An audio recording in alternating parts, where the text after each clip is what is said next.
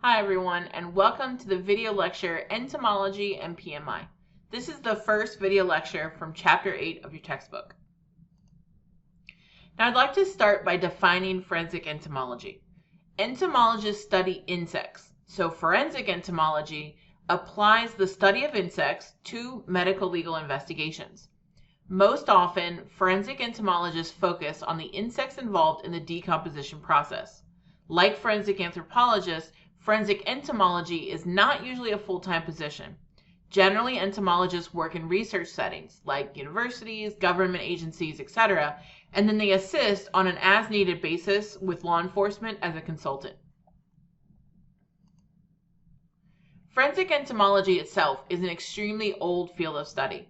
The first recorded incident where insects were used in a criminal investigation was in 13th century China, as described in Sun Tzu's book called The Washing Away of Wrongs. When a farmer was found murdered in a field with a sharp weapon, all of the suspects were told to place their sickles on the ground. Only one sickle attracted blowflies, and those are attracted by the trace amounts of blood that were still on the sickle but hidden to the naked eye. Faced with the evidence of his wrongdoing, the murderer confessed. We don't see forensic entomology actually becoming very widespread until the late 1800s. The first application of forensic entomology in a modern courthouse was in 18th century France, where entomological data was admitted as proof for acquitting the current occupants of the residence where the skeleton remains of a child were found. Forensic entomology still didn't gain traction in the United States until much later in the 1970s, where a few high-profile cases came to make the value of forensic entomology much more widely known. In 1996, the American Board of Forensic Entomology was created. This board established a method of certifying forensic entomologists, similar to the certification process that we talked about previously for forensic anthropologists.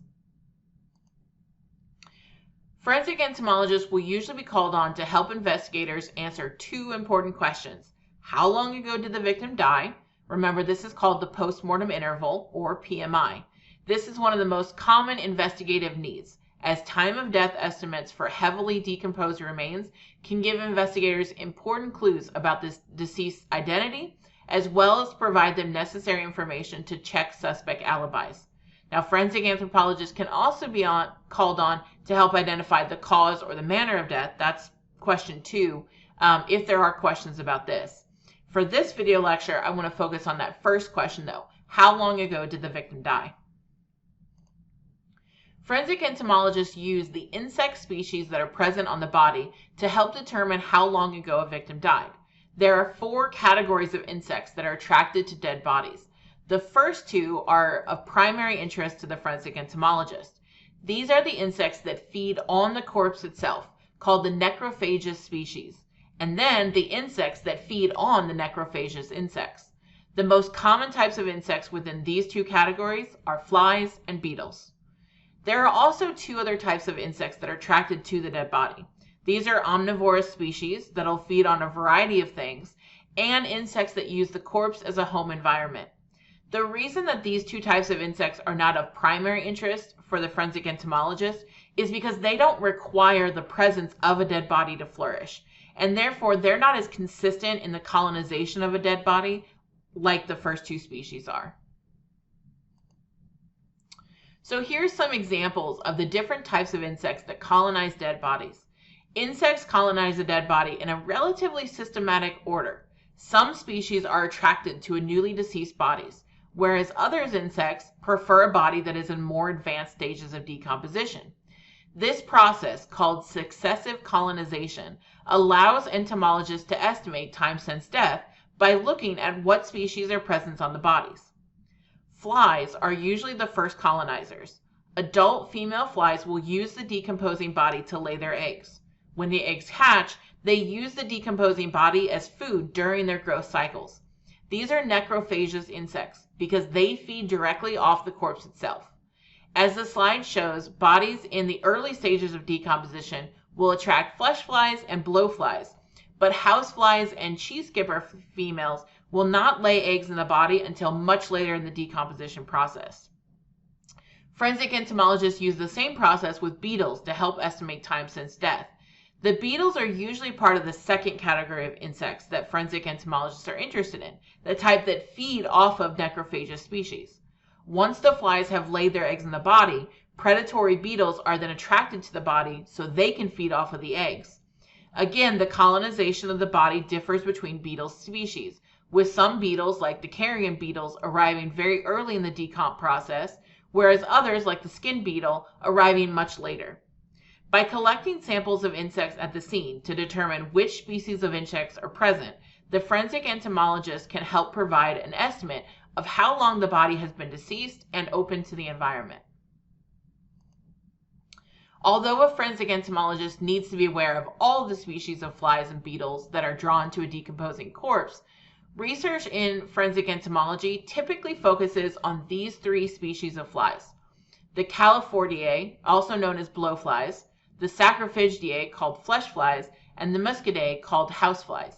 Blowflies and flesh flies will begin colonizing the body immediately after death, as they are attracted to the very early stages of decomposition. Houseflies don't arrive until later in the decomp process. They usually start colonizing the body when the body becomes bloated, which is usually between 2 and 7 days post-mortem. So, if a forensic entomologist finds flesh flies, but not houseflies, they can tell that the body began decomposing very recently. Similarly, if the body has been colonized by houseflies, then they know it's been at least 2 or more days since the body was deceased.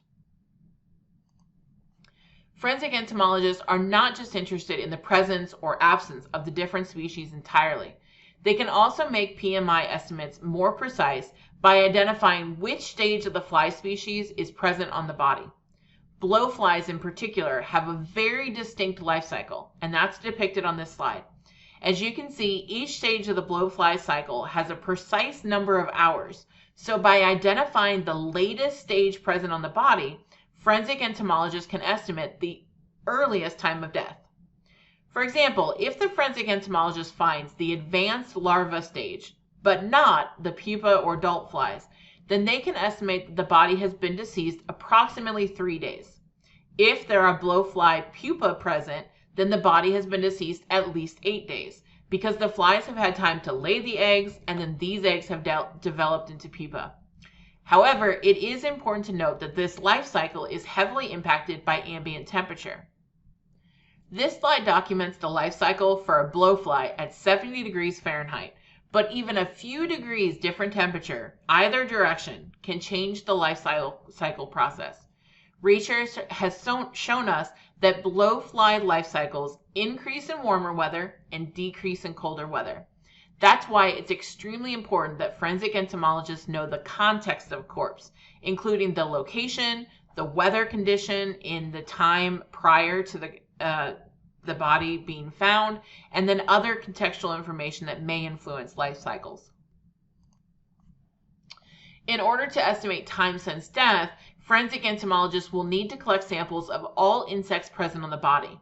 You can see on this slide some of the common collection tools of an entomologist. These include different sized vials, butterfly nets, and forceps. Soft touch or feather touch forceps are the best because they're constructed of thin and flexible metal that prevents the larva body from being crushed if too much force is applied by the collector. Entomologists prefer live samples, so you will need to make sure that all of your vials contain a food source for the insect and they're not airtight. This way they stay alive during transport. It's also important to keep specimens separate from one another because many insect species are cannibalistic, and if you put them together, you may lose all your evidence. For a proper entomological examination, you also need to collect samples of the eggs and the fly larvae on the corpse using the vials, and then collect samples of the fully formed adult flies using the nets. You'll also want to collect the soil and vegetation samples because they can assist in calculating the PMI by either attracting or deterring certain insect species. As I mentioned earlier, contextual information is really important in entomological estimating of PMI. Contextual information includes weather data like air temperature, ground surface temperature, and precipitation in days before the body was discovered. It also includes information about the corpse location, like the type of contact between the body and the ground, the type of soil below the body, and the clothing and appearance of a corpse. All of this should be documented in the investigator's notes during the body processing and then provided to the forensic entomologist for examination. Join me in the next lecture video as we discuss how forensic entomologists assist with cause and manner of death determinations.